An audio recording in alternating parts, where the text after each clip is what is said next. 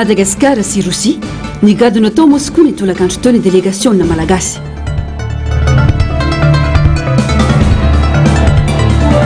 Raha anaty rova nazo rary ny mpitondry arodana ny Colisée.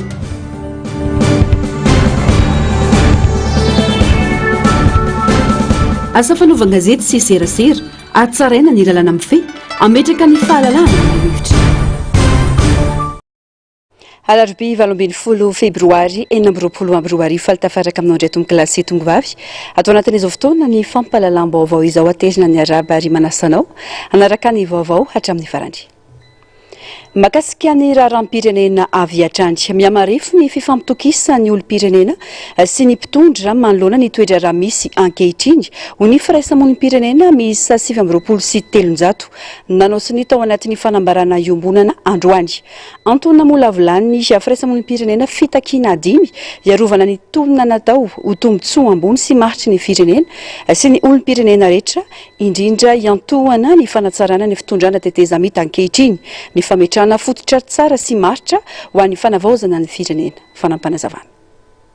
Teboka dimy lehibe no navotra ny firaisamon'ny pirenena androany iarovana ny tolona sy antohana ny fanatsarana ny fitondrana teteza mita ankehitriny. Takin'izy ireo amin'izany ny fanatanterana ny fikoanandoham-pirenena iaraha-midinika sy ny fanafangianana ny fanavaozana ny androm-panjakana sy ny lalàna samihafa. Ny fanafangianana ny fandraisana ndraikitra mazava sy tamaso avy amin'ny mpitondra amin'ny fanamafisana ny filaminana sy ny fitsarana radrariny sy ara-potoana ny famaritana mazava ny tokony ataony filohan'ny fanavaozana raha ilatsaka ho fidirana tsy hiteraka firorontsaina amin'ny mety ho fitaka any aoriana. Izy ireo izay mitaky manokana ny atsirotsahana ireo tompona ndraiky mpanjakana ambony ankehitriny amin'ireo fifidianana ho avy. Tsy fampijery vaiakandro antsika fa antsika hoe misy fisalasalana sy momba azy mila heritreretina koa izay hoe amin'ny fomba ahoana ny anatsarana ny zotra-pifidianana sy ny fomba fanaovana an'izay fifidianana izay rehefa samy tsy maintsy anao an'izay tsika rehefa avy eo. Dia rehefa miresaka fifidianana dia zava-dehibe ny ilazan'ny filohan'ny fanavaozana na hirotsaka ho fidiana izy rehefa avy eo na tsy. Satria manova tanteraka n'ilay zavatra ao ataontsika izay ary takinay amin'ny anaran'ireo olom-pirenena rehetra izay soloinay tena hoe raha ohatra ka misy olona ao anatin'izao fanjakana fitondrana izao manana asa mpanjakana ndraiky mpanjakana aoka izy tsy hiditra ao anatin'ny lalam-pifidianana rehefa avy eo tsy ho lasa kandida zany izy ny antony dia satria misy conflit d'intérêt teraka foana eo amin'ny fomba ahoana ny ahafahantsika préserver an'le fifidianana hoe tsy hampiasa ny volam-panjakana fitaovam-panjakana na ny avantage azo avy amin'izay asa izay hiatrehana an'izay fifidianana izay. Efa nisy izany teo aloha ny fitondrana izay norodana teo aloha nahitantsika zavatra ohatra izany. Mila mieritreritra zany izay olona eo hoe rehefa mandray an'ilay andraikitra na io filoham-pirenena na iny izy dia tokony tsy miditra ao anatin'ilay fifidianana izy tsy ho fidiana ny filoham-pirenena tsy ho fidiana député etc. Manjavozavo ny fanavaozana nandrandraina sy nanaovana viverinena ho ny fanamafisana. Velona iay manoloana ny zava-misy ny olom-pirenena satria tsy mazava ny momba ny fiara-midinika sy ny tenerana makasika ny lalan-kizorana sy ny fomba hitantanana iteteza mita. Mitaky fifampiresana amin'ny aloha ny fiara-mon'ny pirenena andinihana ireo raharaha mafana toy ny fifidianana ny fanendrena mpiasa mpanjakana ambony sy ny rafi-pitantanana. Maro ireo fanapa-kevitra sy faneho-kevitra ary hitranga avy amin'ny mpitondra no tsy manaraka ny lalam-panorenana, tsy mangarary ary tsy miainga amin'ny dinika iarahana ho ny fanamafisana. Ny fikaonandoha amin'ny ankapobeny ohatrany mbola saikora manontany tena dia isan'ny antony anaovan'ity fanambarana ity zay hoe mba tarito amin'izay ilay fikaonandoha ankapobeny hamaritana tsara ny fomba fitatahana ny fitondrana teteza mita aloha ny tokony olo ara-pahamehana voalohany izay vao mieritreritra n'le hoe na mba afaka eritreritrina ao anatiny le fikaonandoha. Manodidina ny 730 ireo firaisamon'ny pirenena nanao sinoa ity fanambarana ity izay nanamarika fa lasa ambanin-javatra ny fianoana ny hevitry ny olom-pirenena. Mandray fanapa-kevitra ho fiarovana ny tombotsoana olombitsy ny mpitondra raha nitaratra amin'ny fivezivezena matetika ny ivelan'ny Madagasikara izay entina hitadiavana fifanarahanam-piara-miasa tsy mazava. Mibahana amin'ny fihetsika sy ny lahateny kajikajy ara-politika mikira toerana maritra fomba izay lasa manjary mibaiko ny asa ataon'ny tompony andraikitra isan'ambaratongany. Vaovao hafa kosa indray nahazo rariny teo anivon'ny fitsarana ny taranak'Andriana momba ny fitoriana makasika ny fanesorana ny Colisée ao anatin'ny rovana Antananarivo, arodana ny Colisée ao anaty rova. Ankoatra izay dia averina ho rovana Antananarivo ny lapan'ny Manjakamiadana mba ho fanomezan-kasina azy raha ny didim-pitsarana ny voakandroany. Misy ny ayay momba ny mety ho fio tsy misy ny ayay amin'ny mety ho fio tsanontany amin'ny fandravana izany hoy ny ministry ny serasera sy ny kolotsaina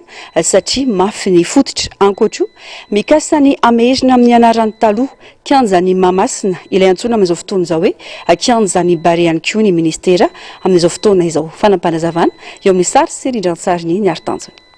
Ny voakandroany didim-pahatsarana manome alalana androdanana ny Colisée amin'ny faritry ny rova araka ny fitoriana efa napetraka ireo taranak'Andriana. Averina ho rovana Antananarivo ihany koa ny anaran'ny lapan'ny Manjakamiadana. Toerana masina ny rova ka ny mpanjaka ihany no afaka manangana fototra-avitrasa ao anatiny ho ny fanamafisany lehibe ny fianakaviam-ben'Andriana eto Imerina sady lehibe ny fianakaviam-ben'ny mpanjaka eto Madagasikara. Ireo zavatra tsy natsanga ny mpanjaka araka izany dia tsy maintsy esorina ho ny fanamafisany. Mila miverina amin'ny fiandohana araka izany ny malagasy hibebaka sy hitodika amin'Andriamanitra sy ny fampandrosoana eto amin'ny firenena. Isika dia firenena masina ary Madagasikara dia tany masina. Noho izany raha honoavy ny firenena dia mila miverina andoharany tsika mametraka ny fanjakana masina. Efa fantatra mialoha ny zavatra hitranga eto amin'ny firenena. Any Andriamanitra no mametraka ny fanjakana masina, fanjakam-pisorona sy firenena masina eto Madagasikara. Dia ny sitrapon'Andriamanitra no atao eto fa tsy ny sitrapon'olombelona. Dia Madagasikara lasa firenena mahery, Madagasikara no lasa firenena sambatra indrindra eto ambony tany. Izay ny zavatra hoatoan'Andriamanitra eto amin'ny firenena. Ty Madagasikara tia dia tsy mitovy amin'ny firenena rehetra fa firenena farany izay manan-karena be eto Madagasikara. Mila mibebaka zany no vahoaka malagasy dia mitodika amin'Andriamanitra, manatanteraka manaja ny tenin'Andriamanitra dia mahazo fitahiana Madagasikara. Mampiavaka amin'ny firenena dia ny tany, dia ny teny, dia ny tantara, dia ny toavina, dia ny teraka sy ny taranaka ny fantiky. Dia izay zany no afatra ho an'ny vahoaka malagasy hoe mitodika amin'Andriamanitra tsika amin'ny mahafirenena masina tsika, amin'ny mahafanjakam-pisorona sy firenena masina natrehan'ilay pariny lanitra sy ny tany tsy mitovy amin'ny firenena rehetra dia mandroso Madagasikara. No antitra teriny fa fanotana fady ny nananganana ny Colisée ao anaty rova ka ny tsy fanajana izany no isan'ny fototry ny ratsy teto amin'ny firenena. Efa nampitandrina izy ireo ny amin'ny tsy tokony nananganana izany tamin'ny fotoan'androny saingy ny ziriziry ny mpitondra ka nitarika tamin'ny fahafatesan'olona efatra tamin'ny fitokanana izany. Hoy ny fanazavana. Efa niteny izay ovainy fanindry kanefa moa tsy nanova fanindry dia teo aloha dia izao ny niongana. Izay ny zavatra niarahana hita. Tiana mahafantatra ny mpahafantarana vahoaka malagasy koa fa olona efatra no maty tamin'iny fanokanana ny Colisée. Efa niteny mialoha izay hoe azo atao fanokanana Colisée io fa mbola teo aloha zany mbola niziriziry dia nisy olona anankiray maty tamin'ny andron'ny fanokafana ny Colisée tamin'ny 7 maraina. Dia nisy olona anankiray nanatrika teo vao nivoaka teo teny an-dalana dia maty. Dia nisy olona anankiray teo tonga tany aminy tany misy izany dia maty. Ary nisy olona koa nilaza fa niteniteny foana ianareo adala ianareo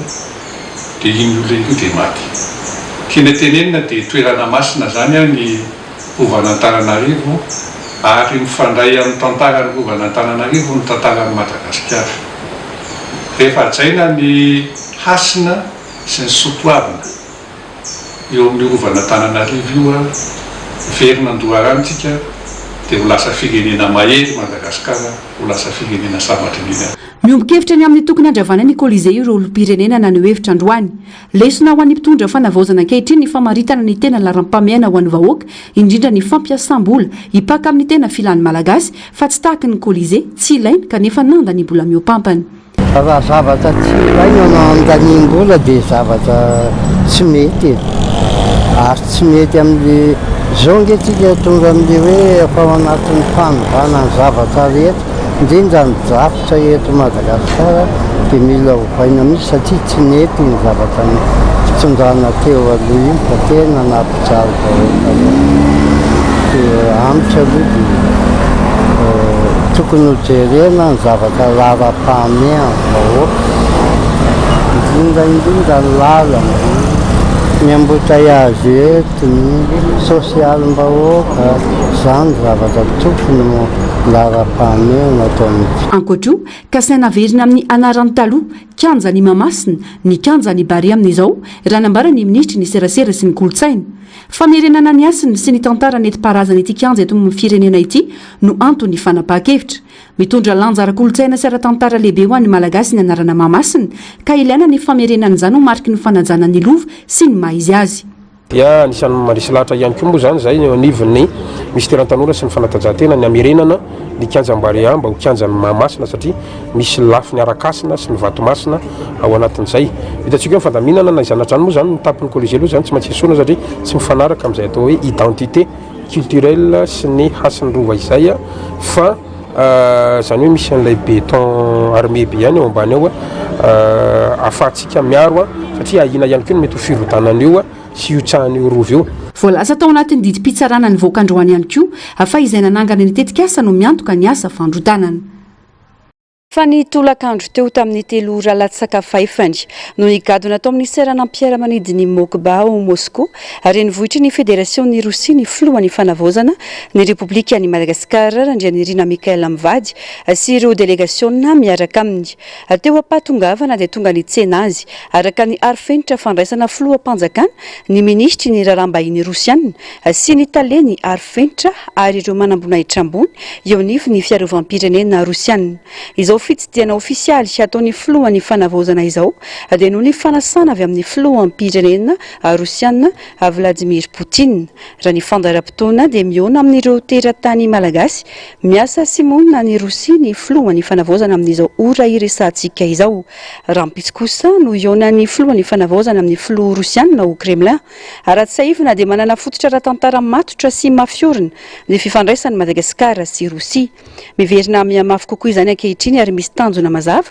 ny fiara-miasa ara-piarovana ny fifanakalozana ara-toekarena sy ara-kolotsaina maharitra anisan'ireo mandrafitra ny délégationna malagasy moa ny ministry ny rarambahiny ny ministry ny toekarena sy ny fitantanam-bola mpanjakana ny ministry ny angovo ny ministry arena kibon-tany eo ihany koa ny filohan'ny antemeram-pirenena sy ny tale général ny Samifiny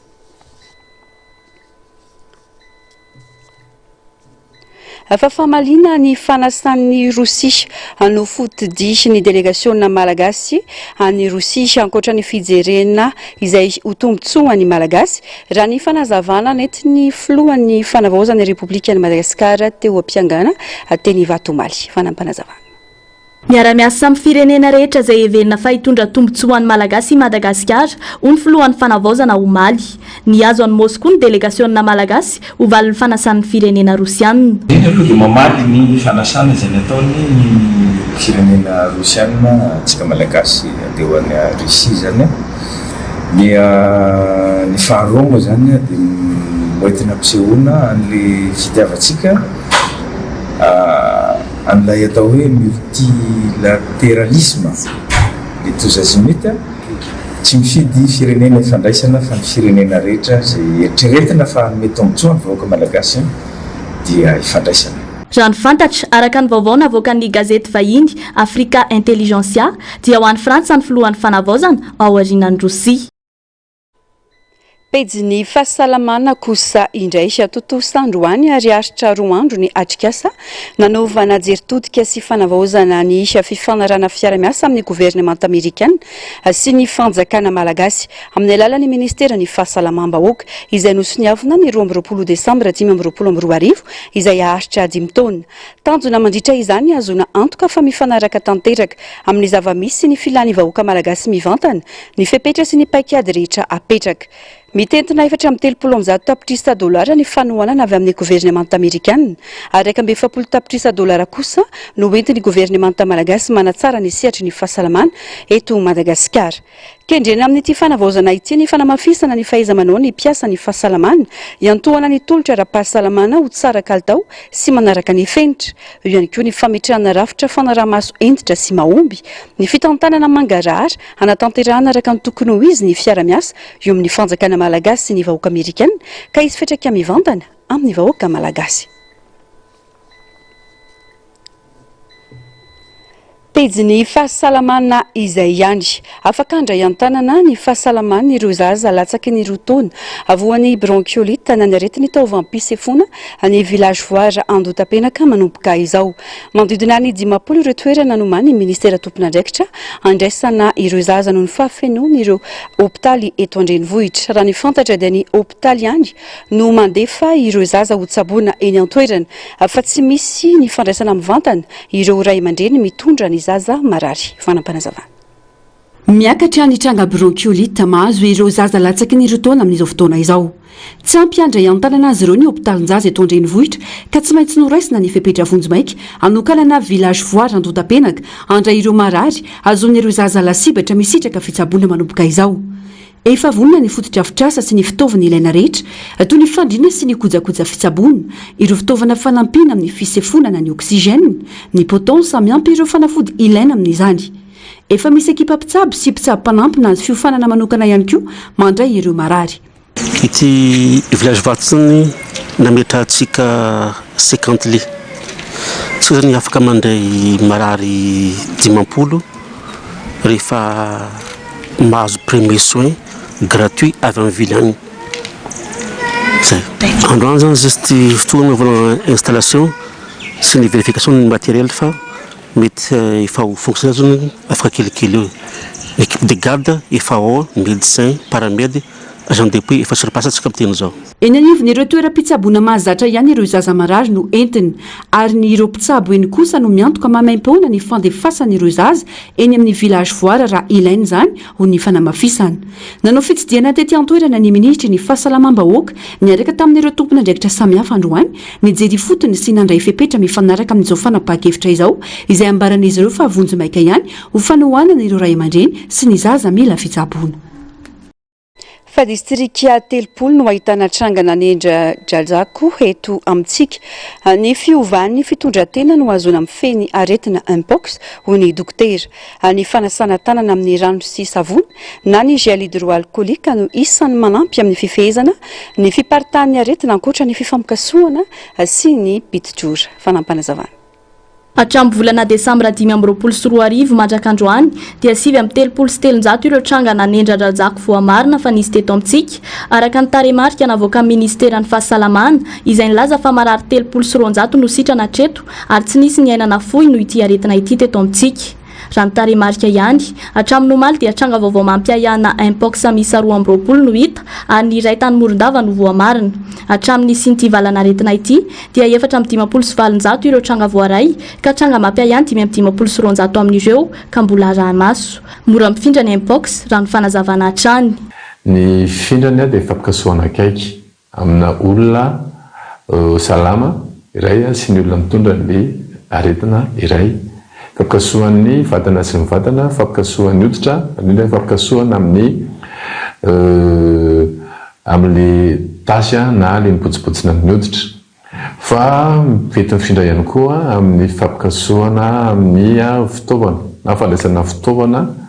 amin'ny ampiasain'ny olona marary ohatra ny hoe drap, fanaovana ny akanjon'izy ireo, ny fandraisana ny vera sy ny fitaovana rehetra nampiasain'ny olona anankiray marary zany dia raha mikasika indray dia mety ho ihany koa.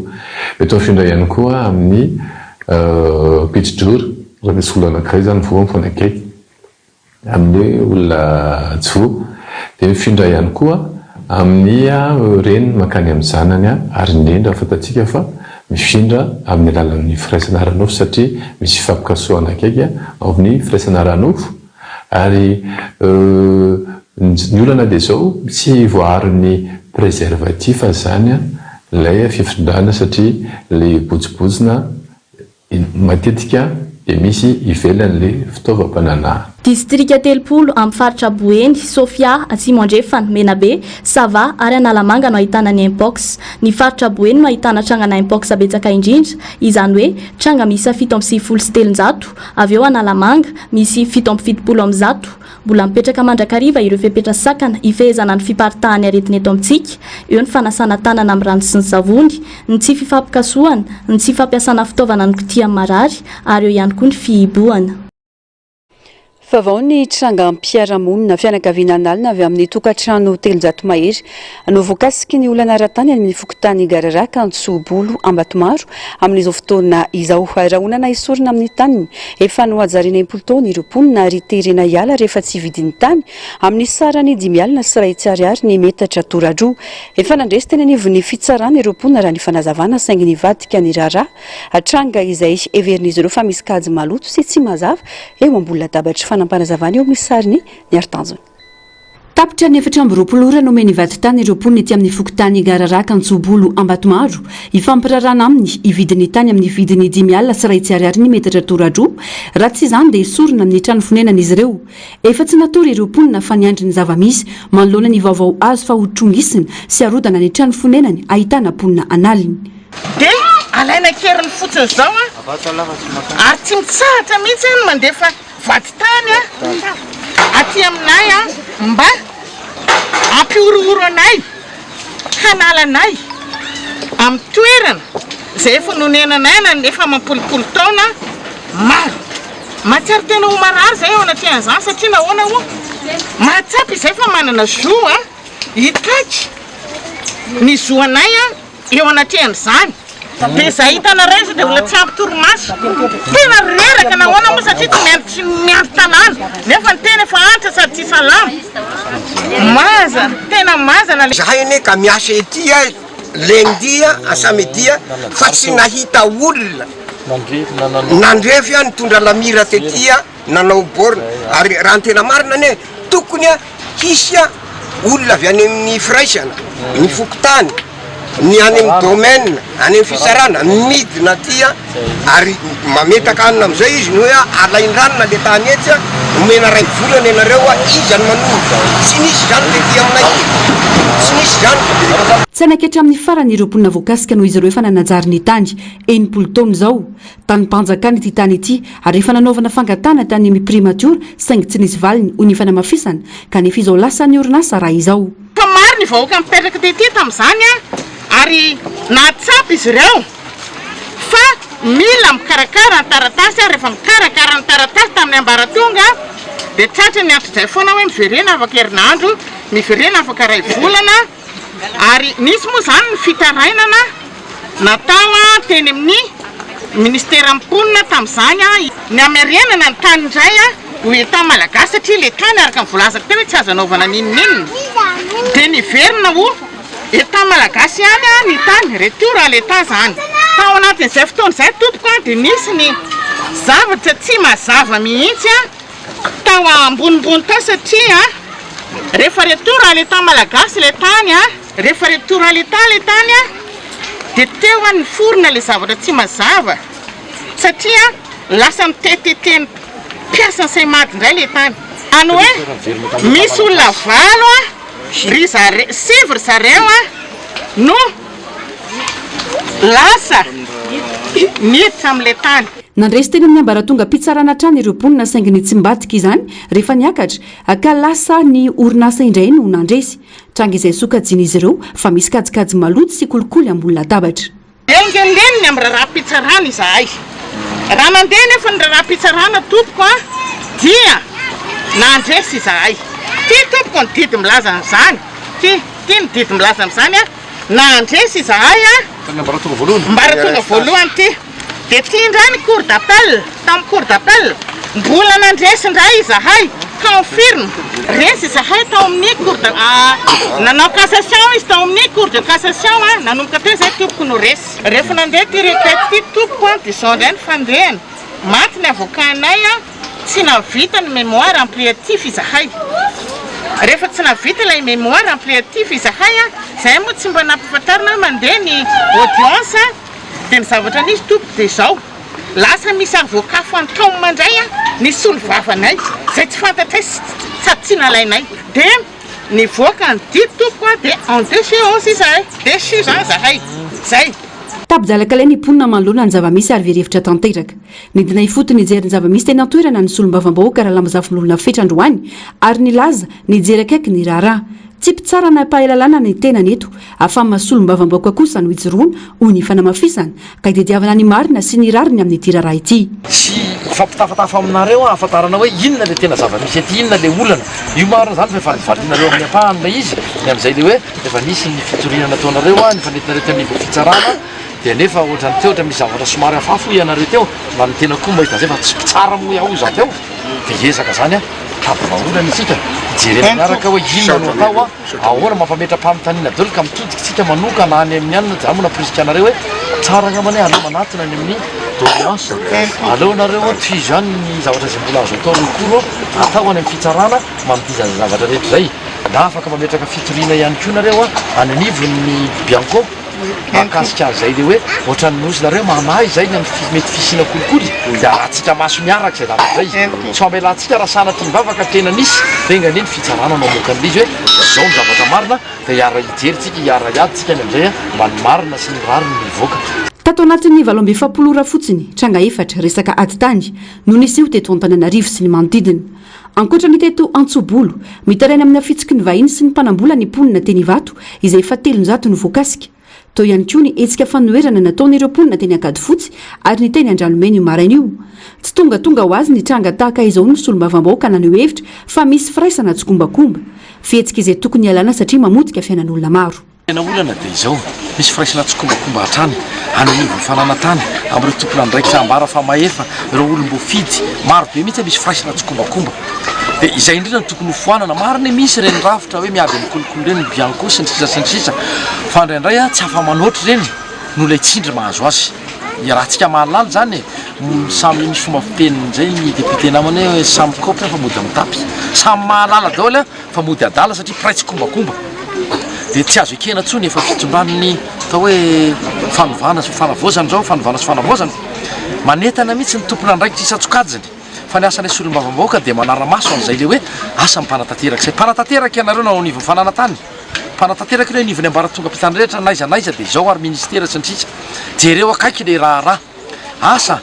tokony tsy jerena tavan'olona tsy jerena namany tsoavy nataon'ireo ponina voakasika miandry fandraisana ndraikitra ihany koa manoloana ny zava-misy ka andrasana izay volana entiny mpitondra momba ny olana ara-tsosialy toy ny aditany miatra amin'ny ponina toy izao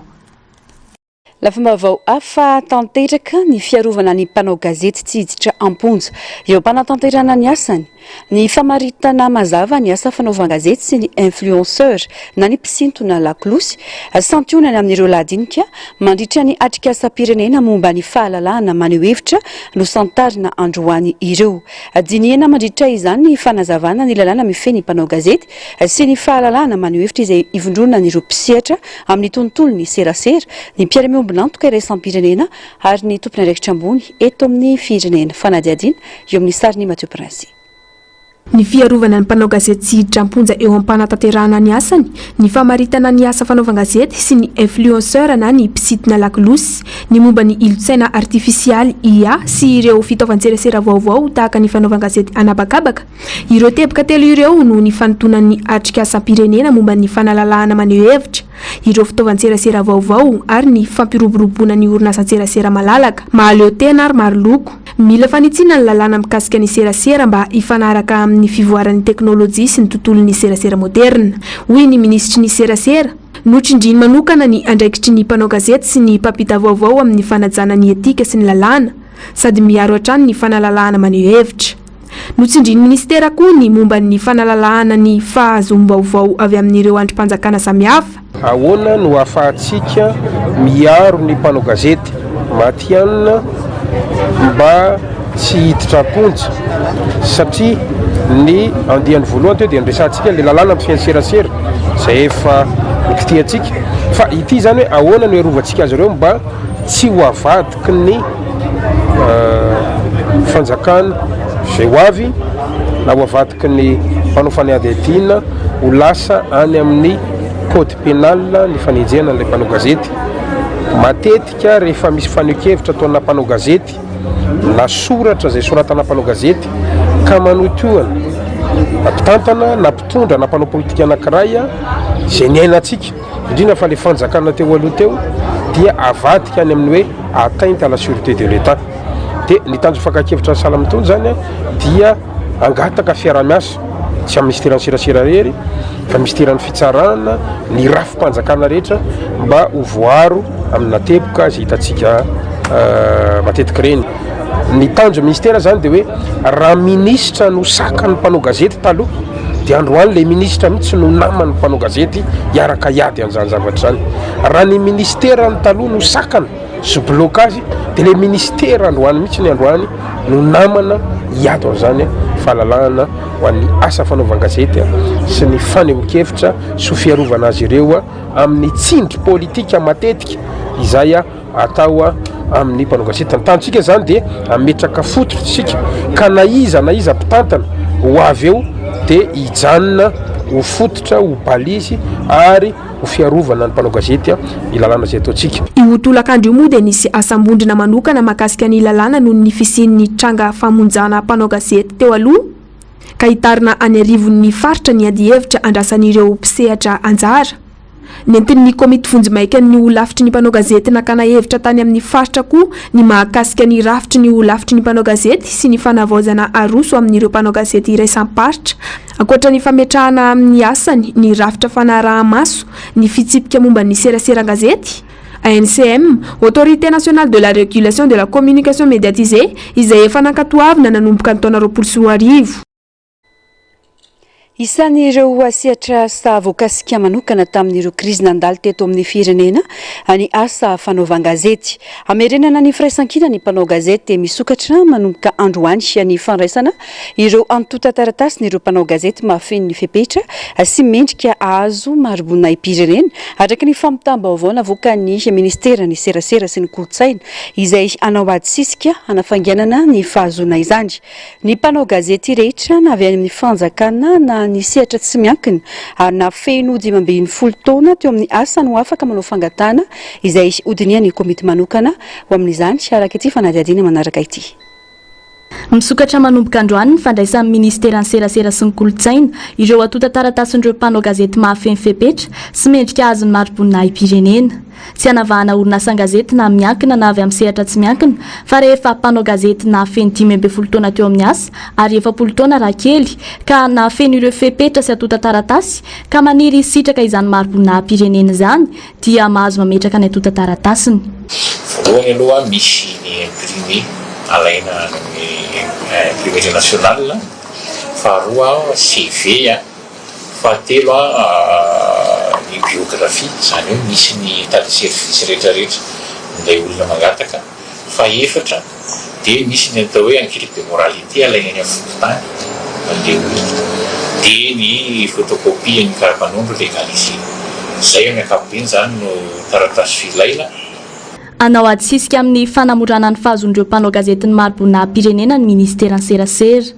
Ny manome ny marobona pirenena dia tsy ny ministera ny serasera sy kolotsaina akory fa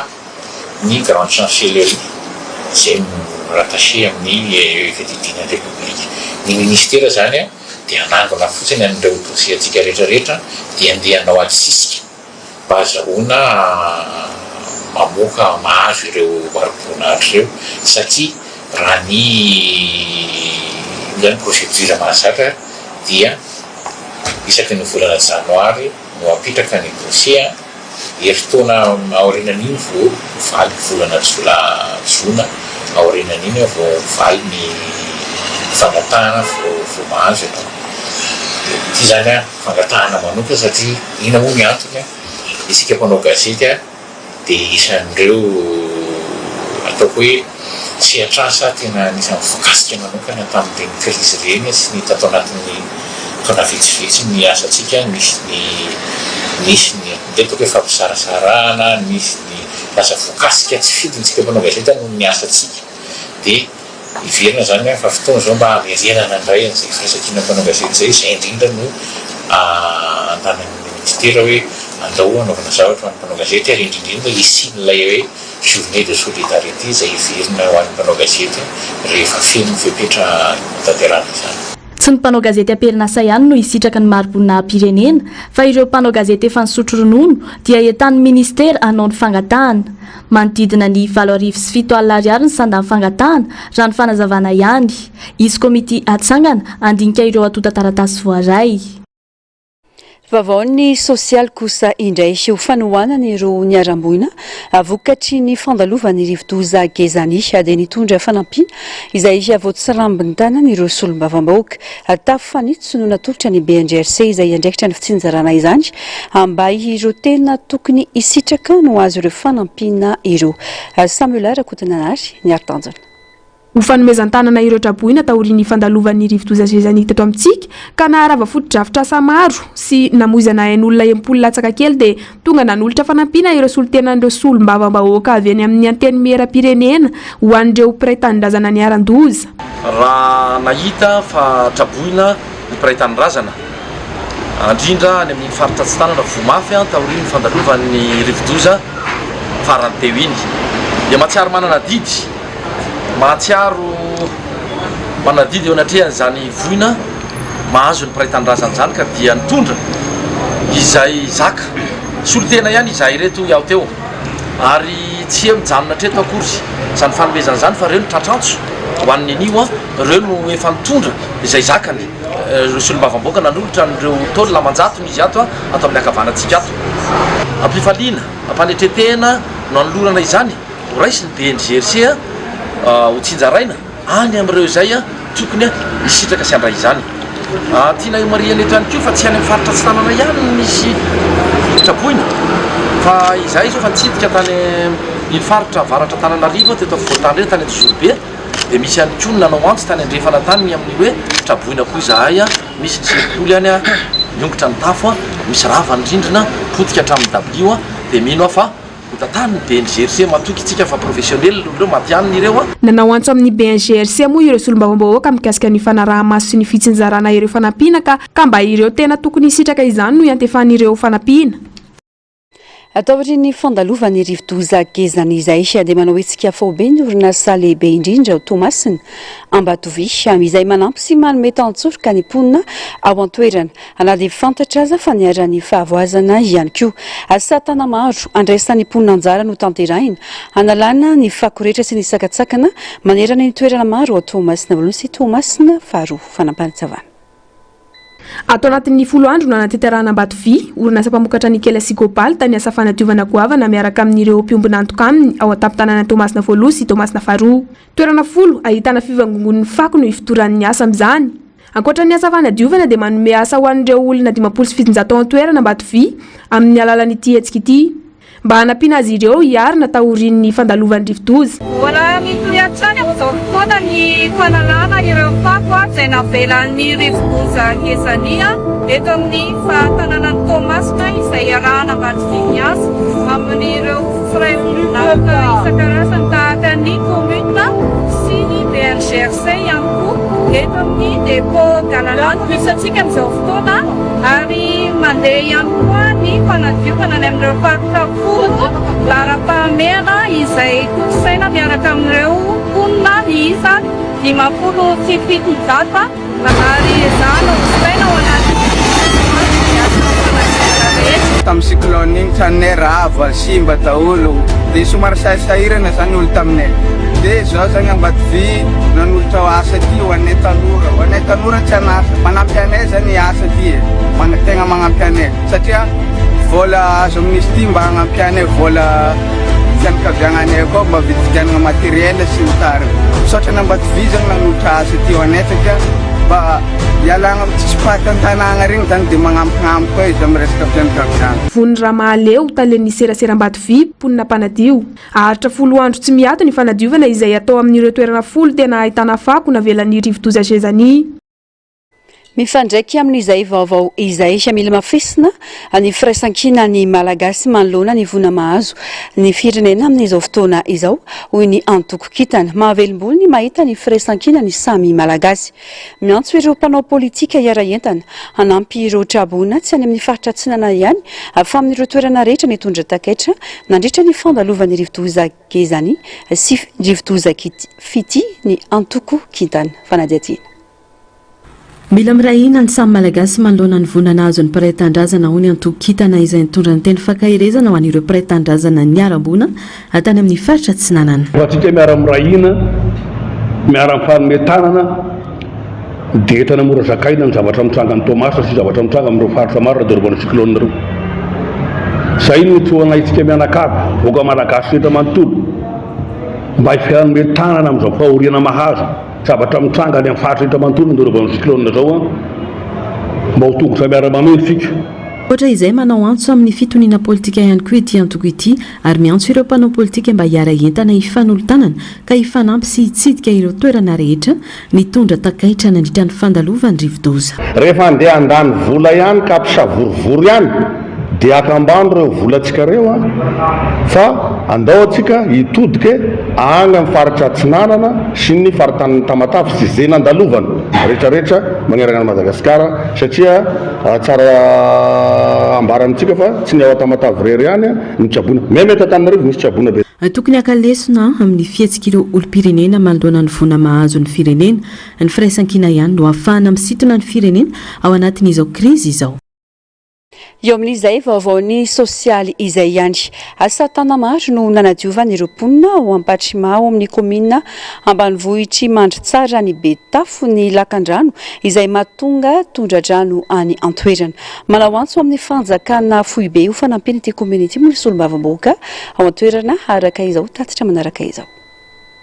Misedra fahasairanana ny mponina ao amin'ny fokotany Ampatrima komuna ambanivohitry Mandritsara rehefa fotoam-pahavaratra tahaka izao. Tototry ny atsanga ny Lakandrano any ka feno rano ny tsena sy ny terrain filalaovana baolina kitra ary indrindra ny tanimbary. Fanaovana rehabilitation na tsena indrindra ny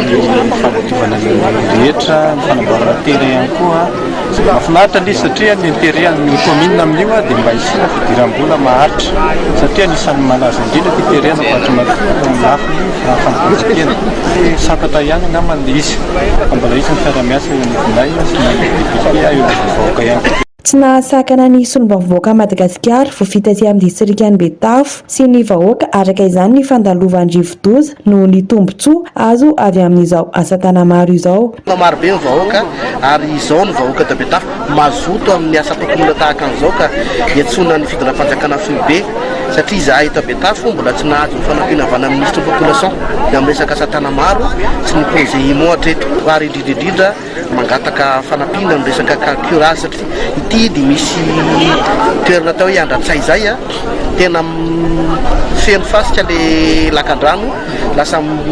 doborano ny tanimbary isaky ny taona manana programme zay amin'ity taona ity ny hanao curage nio mila penina mécanique mila carburant mangataka fitina mpanjakana Foibe mba hanampy anay satria komuna valo no mahazo tombotsoa amin'io hatrana ndefa natrany ao anatin'izany komuna rural Belazao district Antsirabe faharoa Tritriva Mandritsara Alakamisy Anatyvato Mahaiza sy Menandrefa Namakany Betafo mbola ao anatiny. Nanolotra Simon tamin'ny alalan'ny Siady ho an'ny komuna ambanivohitra Mandritsara ihany koa moa ny solom-bavoaka Madagasikara tamin'ity fotoana ity.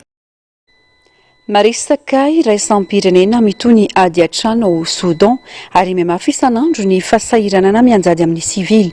any amin'ny faritry Darfour anisany tena vomafy dia nitapitrisany ireo olona nafindramona anaty tombovy vonjy maika araka ny tatitry ny UNICEF ihany koa dia ankizy no tena lasibatra voalohany amin'izao krizy izao fanampanazavana. Ao amin'ny faritry Darfour any andrefany Soudan misy ny tobo lehibe ho an'ireo olona nafindra toerana ny Soudan.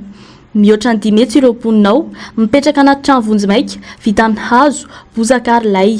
Nanomboka tamin'ny taona 2024 ny ady an-trano tao aorian'ny fifandirana teo amin'ny tafika ofisialy sy ny vondrona FSR. Hatramin'izay dia niparitaka nanerana ny firenena ny fifandonana ka Darfour no tena vomafy indrindra. Efa naharitra 3 taona ny disadisa ka nahatonga olona nitapitrisany halan'ny fonenany. Araka ny fanazavan'ny UNICEF, ankizy atapitrisany no voatery nandositra ny tranony. Maro amin'izy ireo nitafasaraka amin'ny ray aman-dreniny na ireo olon-dehibe niaraka taminy nandritra ny fandosirana.